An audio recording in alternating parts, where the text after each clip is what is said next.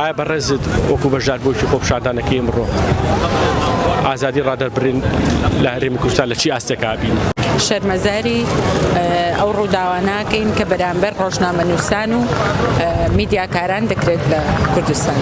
هەستەکەی میدیا ئەگەر سانسۆری لەسەر نەبێ بەجددی چاوی هاوڵاتیە و وەگرنگە بۆ وشیارکردنەوەی کۆمەڵگا؟ بەڵێ بە دڵنیاییەوە زۆر گرنگە بۆ هاوڵاتیان بەگشتی و ڕۆژنامەنووسان بە تایبەتی.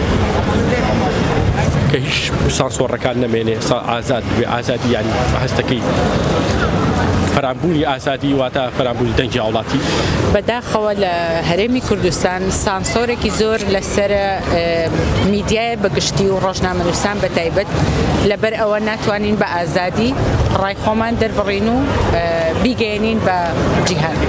سپاسەکەی ڕێی هاوڵاتیەک بوو دەربارەی ئازادی ڕادەربڕین و ئازادی میدیا لە هەرێمی کوردستان. سپاسانەکەم.